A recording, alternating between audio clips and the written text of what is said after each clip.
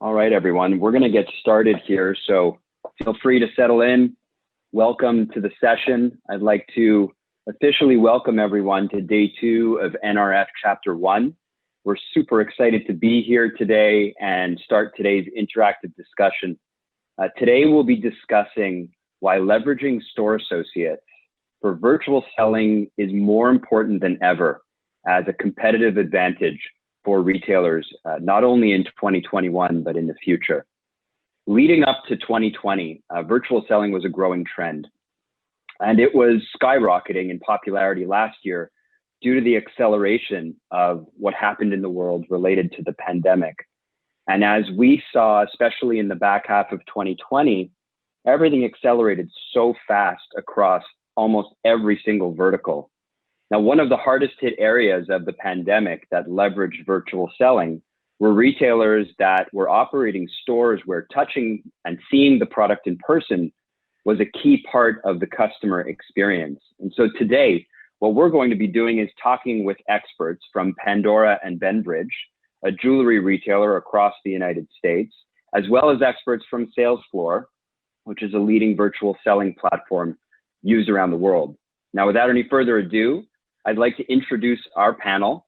I'd like to start by telling you who I am. My name is Ben Rodier. I'm Chief Client Officer of Salesfloor. I'll be your moderator today. With us is Regina Aiello, Vice President of Sales at Benbridge.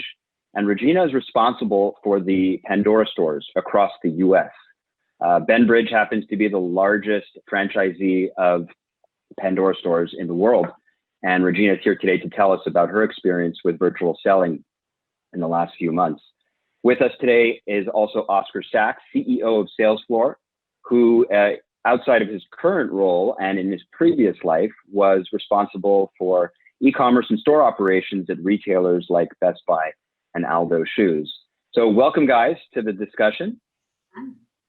Thank you. First question's going to go to you, Regina. You've recently launched virtual selling tools in your stores.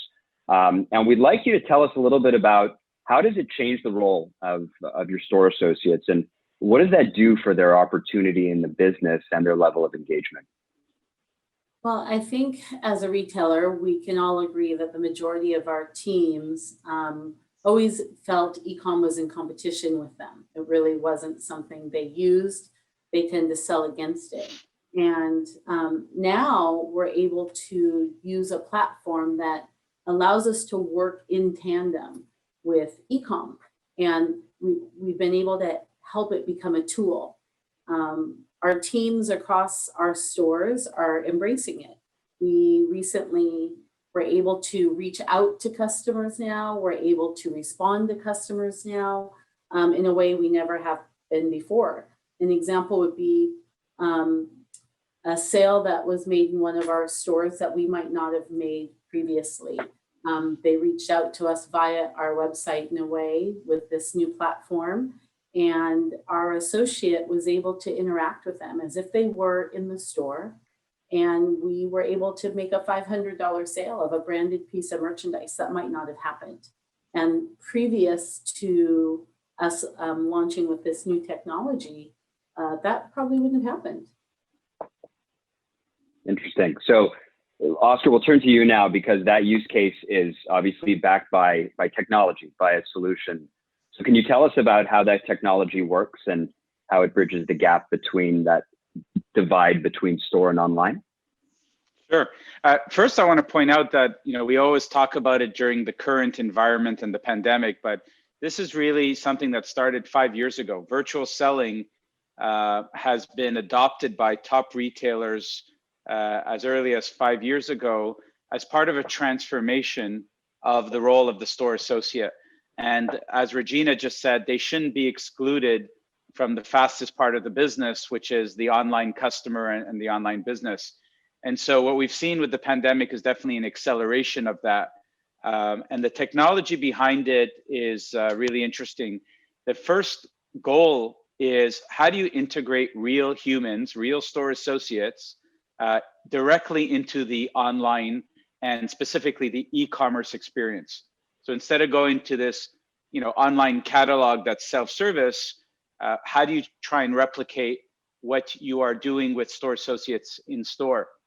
And so the technology out there is live chat. That's where it really started, where instead of going on an e-com site and live chatting with a call center, you were able to live chat with a store associate, and not just any random associate. It was someone that was localized. So the technology allows you to localize online shoppers to their local stores. And that's what enabled an omni-channel experience. You can start online, you get help from someone near you, and you can end up in the store the next day, finishing that conversation and finishing your purchase. And that's very different than what can happen with a call center. Not to mention that a call center, you can scale to thousands of associates that are already in the stores and trained to sell. So the localization is one aspect of the tech. Bringing in video chat and live chat was a way that they would actually shop together. Bringing in the ability for associates, when they're in that chat, to very easily look at their shelf, scan a barcode, and attach product recommendations for the customer.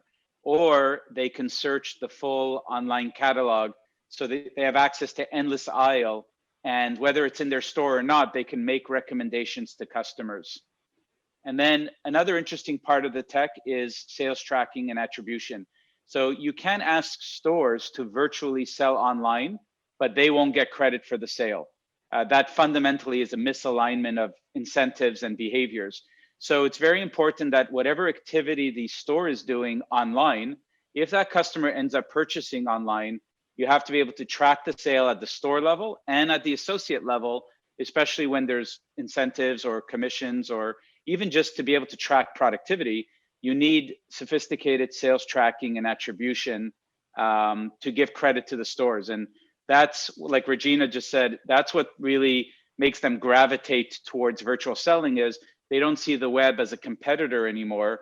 They see that through their work in the store, they can serve customers online, and that allows them to convert sales, which is impacting their income, and it's impacting their sales. Just an interesting development, because it's moving so fast. Another tech that's coming out probably in a few months. No one really has that today, but Salesforce actually is going to be one of the first to release it, is the ability to co-browse. So while I'm live chatting on an e-com site with my customer, sometimes it's hard to really connect on the product that the customer is looking at. So now the associate will be able to actually view the customer's computer screen or phone screen, and they'll be able to really talk in real time and look at product, which will just make that overall experience easier. And then I think the last tech that I found really made a difference, and we have a lot of data to see that, is called online storefronts. So online storefronts is, instead of having only one national e-commerce site that has the exact same experience for every customer, why not let every store or every associate have their own personalized version of the e-com? So it's kind of like giving a franchise of e-com to your local store associate. And on these storefronts, they are curating themselves the merchandise. And it's a place where customers can go and connect online with a local associate, but also see a more personalized shopping experience, hand curated by each store associate. And that technology is really all along what they call distributed e-commerce, where you don't have one version or one place to buy product. You can buy product through many different versions of the e-commerce site. Very cool.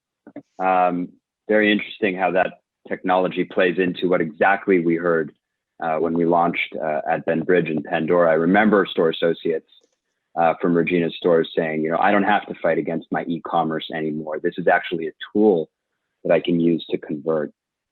So before I actually move on to question number 2, I did forget to mention one thing at the opening, and that is, for everyone in the audience, we do have a full house. So lots of people were not able to get in today, and I want to make sure everyone here gets the most out of today's discussion. If you have a question or a comment, I'd like to invite you to put it into the chat inside Zoom here. All the chats will come to the panelists, and we're going to be going through a Q&A at the end of today. The last 7 to 10 minutes will be interactive Q&A. So please feel free to add those into the chat. So Regina, the question number 2 is going to come back to you, and that is, with this technology that is now implemented in your stores, what are some of the new things that you see store associates doing? So how does the role effectively change for a store associate? You know, it has changed, and it's enhanced some of what we've already been doing. Clienteling in sales isn't new. It's one of the most important things we do, is clientele and create those relationships with our customers. And clienteling using this platform makes it faster, and we're able to work directly with those customers. And more importantly, the customer gets to work with an associate they already know and enjoy working with. So it's a benefit on both ways. We're able to reach out to them, ask them questions, send them messages, other than just a standard text or a standard email with product images, and really like they're shopping with us. We recently had to close one of our stores in Hawaii for mechanical reasons, air conditioning. And we had an associate reach out to one of her customers. There was some new product coming out through the Pandora store. She really knew this customer, built a relationship with her, and knew she would really enjoy this new product and didn't want her to miss out. So she reached out to her, and they were able to converse back and forth, go through some of the product together, and it yielded a sale. And, you know, I'm going to say it was a little over $300. However, in the world of Pandora, our average sale is only about $100 to $125. And it's a sale that might not have happened as easily. It might have been missed. And it created a new excitement in that associate and most of the teams out there. It's a new tool, and there aren't many new tools to use out there in the sales world. Very interesting. Oscar, how are other retailers executing on this? Like, what does good look like from an operational standpoint when it comes to retailers and store associate outreach? Well, there's an interesting shift happening. 5 years ago, every retailer was focused on implementing email marketing programs and personalization engines that would just be sending, whether it's an SMS or an email, it would be sending thousands of emails, millions of emails to customers from marketing. But one of the big limitations of that is marketing is a one-way conversation, right? The customer can't reply to a marketing newsletter, no matter how intelligent the trigger for that marketing outreach was. And we have clients who have very sophisticated marketing outreach where it's looking at all kinds of data and then sending automated emails to customers. But a customer can see that and reply and engage in a conversation, get served, and therefore better convert. So we've seen kind of a renaissance with our clients where they said, why are we not using our thousands of store associates as a personalized outreach channel? Instead of it just being automated messaging through marketing, why don't we get our associates to reach out and try and upsell, cross-sell to their customers through a variety of communication channels? And like Regina said, clienteling's been around for 15 years, but what you really had was the top 5% of the associates were the natural born hunters. And they were very good at knowing when to reach out to a customer, engage them, drive them into the store, etc. So the important part of technology today is, how do you scale that 5% to the average associate in your stores? And the way to do that is you use technology to mine your data and create automated triggers so that every associate every day knows exactly who, why, and when should I reach out to a customer. And so we have our clients, they are looking at transaction history of a customer. So for example, in apparel, if a customer bought a pair of pants 2 weeks ago, they are triggering that same associate that sold that pair of pants to reach out to the customer and offer a shirt that goes with it. Another example, in the beauty space, if someone bought a cream, 60 days later, they're due for a refill of that cream, trigger the associate that sold that product to reach out. Now, personalization and marketing engines do that. But again, the reason why you want your associate is, think of the customer. Customer is now getting an outreach from someone that sold them a product a few weeks ago and getting a very targeted recommendation. But more importantly, they can have a two-way conversation through email, through SMS, through messaging platforms, through social. And that communication has proven across all our retailers to have a much higher open rate, higher average sale, and a higher conversion rate than the marketing newsletter. So having intelligent tasks that mine data, whether it's when the birthday of a customer, whether it's because they like a certain size or brand or color, and then triggering an associate who was involved with that customer in the past to be the one to follow up, is a secret weapon that brick and mortar retailers have that Amazon doesn't, because Amazon doesn't have thousands of thousands of associates meeting customers, selling them, and then following up after those purchases. So I think that's one important part of the tech, is letting the associate know when to reach out. The other part is, how do you help them make a much better recommendation? So how do you look at customers' data, and using recommendation engines, you can actually help the associate to add to the human filter and say, we think the machine thinks the customer might like this. And so now the associate has the trigger to reach out, and they have a suggested recommendation that they can look at.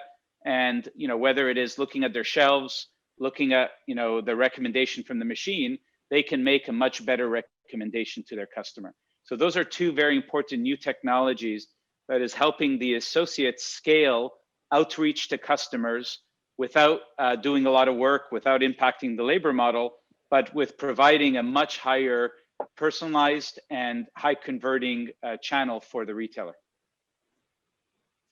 We're getting a lot of questions come in on the chat here, and I'm wary of the time. We have 11 minutes to the top of the hour.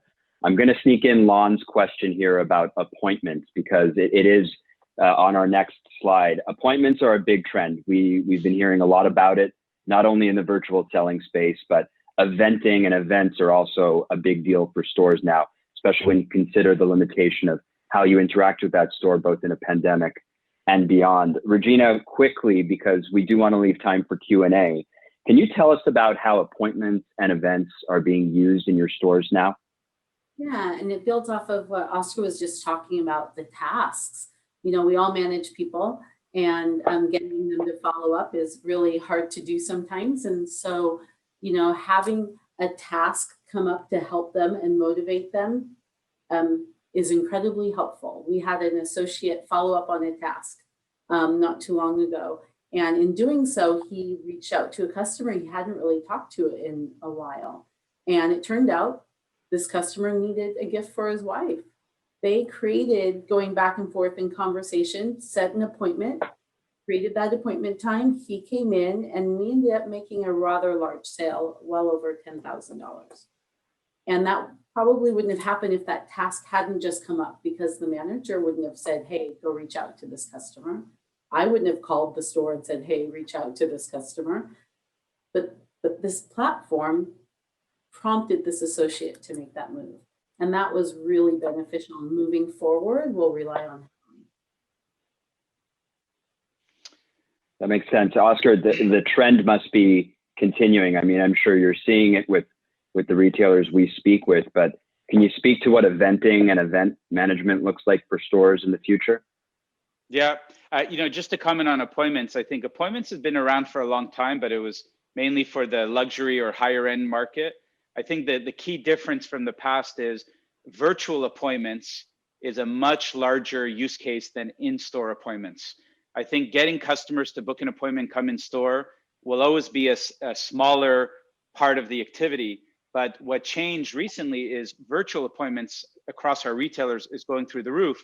And maybe it's the same way that when people now are training with a personal trainer virtually, and customers are so much more used to doing that virtually, and they are more prone to book an appointment virtually than they would have in store.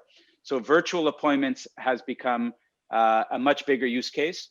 And then events, it's kind of like what we're doing now, right? An associate, instead of being limited to 3 customers or 10 customers in a store, they can launch an event they can host it in store and have tools that manage that event. But virtual events is also trending a lot, where I can have a new product line, I can promote that there's an event at a certain time, and I can have, whether it's an interactive session with 10 customers, or whether I can present to a larger group, our event tools virtually are trending a lot now across our retailers.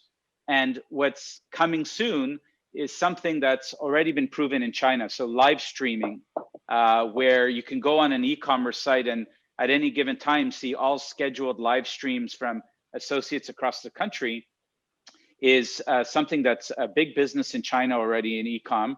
We're going to start to see that probably in 2021 get used more and more effectively. But it's the idea that the associate can essentially broadcast to hundreds or thousands of people instead of the more micro events that they were doing before. So the one thing I'll end with is to say the number one feedback I get from our clients is make sure you understand the full roadmap and don't knee-jerk reaction to one point solution, because a lot of retailers have gotten trapped where they're implementing just an appointment tool or just an event tool or a clienteling tool or a live chat or social posting, and all of a sudden you have different experiences, you have a technology mess, and your associates are jumping from app to app. So what's really important is understanding all the different ways that associates today need to serve customers, and make sure that you have one platform that it can address your needs, because that really is a key part of the efficiency and the ability to execute in stores. All right, so we're going to switch over to some interactive questions now. I think some great content and responses, so thank you, Oscar and Regina. We have a bunch of questions here. I'm trying to cherry pick them. As a reminder, if you have questions, please pop them into the chat. I'll try to get as many out as possible. The first one's going to go to you, Regina, and that is, what does this all look like post-vaccine? What does the appointment and virtual selling use case look like once we have a vaccine, is the question. I think that this has been a lesson in a new way to sell. That's what I think. So I believe that it's going to continue.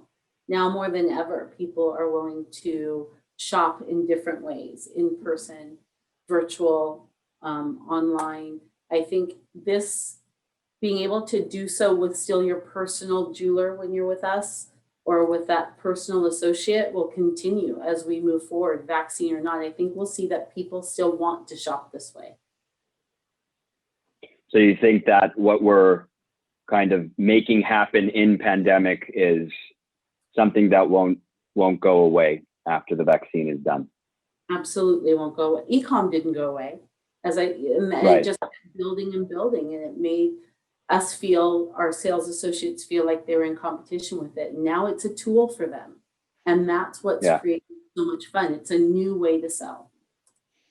Yeah, and as I mentioned before, like all of these trends started even 5 years ago. It's not a pandemic reaction.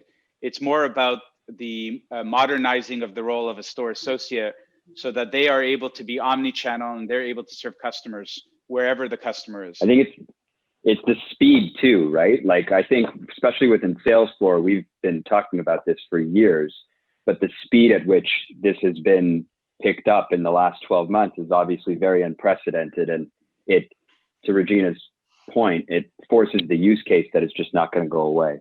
So lots of questions about statistics and percentages. And I don't want to get into the nitty gritty, but we'll follow up with some responses. But Oscar, maybe if you can talk a little bit about measurement and how we measure the effectiveness of virtual selling and performance of stores with virtual selling. So the good news is with digital, everything is measured. So we are able to see when your store associates are serving online, what is the online conversion rate of that? So that's an easy metric. We're seeing about 10x conversion rate in that funnel. So whatever your e-commerce conversion rate is, if it's 2%, we're seeing associates funnel converting 20% because they're bringing service to the experience. We're seeing 50% higher average sale with when you have your associates serving online. that makes sense as well. They're creating a basket. We're seeing lower return rates, around 40%, because you're getting better decisions on product. And I think one of the best stats is the incremental new customer. So we're seeing about a 20% lift in our clients of new customers that never bought from the brand before. And that's because all of these anonymous shoppers that would normally come online and just leave, well, they're meeting Mary at the local store online for the first time, and that's making them buy. So there's a very strong incremental stat there. We do not see any impact on the labor model. So there is no need to add wages or labor in the store across any of the clients. And we see the execution at the store level very strong. A lot of people years ago were scared. How is a store associate going to live chat with a customer online? They're busy in store. But all of the metrics show that associates are successful at executing that, especially as less people walk into the store.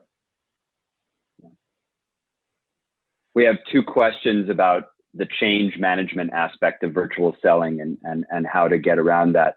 I'll combine them. Regina, what would you say was the most challenging thing that you had to overcome when implementing virtual selling with your stores? I think the fear of technology. And it's not my strong suit either, but it's been such an easy grasp to use. We've even had an associate who we never thought would be able to use it, not at all. And she made a great couple sales. The fact that they had a fear of the technology and helping them past that was pretty easy. And we'll continue to do so. We'll continue to grow. Yeah, I've always found that when we walk into a store for the first time, our trainers can be, encountered by 20-somethings with a terrible attitude and 70-somethings with an amazing attitude. And it's that good attitude that just, that's what brings the results. It's how you approach it. Question from Brent is, what does the feedback loop look like between stores and online when it comes to serving a customer that you're serving in front of you? Maybe Oscar, if you want to talk about the customer data that we see in the app. So can you repeat the question? What is the feedback loop between stores and tailoring the in-store customer experience? Well, so one thing you just brought to mind is that I kept talking about how sales tracking is so important and how any activity when a store is serving online, we can track that online sale. One thing I didn't mention is we are also able to track how serving online ends up in a store sale. And that's actually based on our data, we see between 2 to 3 times the sales happening in store versus online.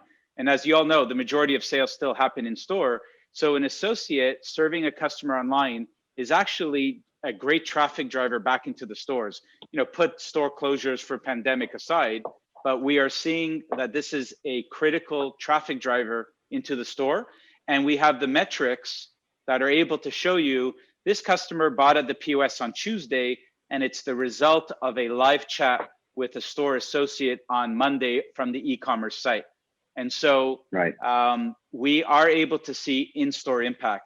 From a customer feedback loop, our retailers all have their own customer surveys and scores. And they've all seen, especially because of the pandemic, it's accelerated, they've all seen customers providing positive feedback on the interactions that they're having online.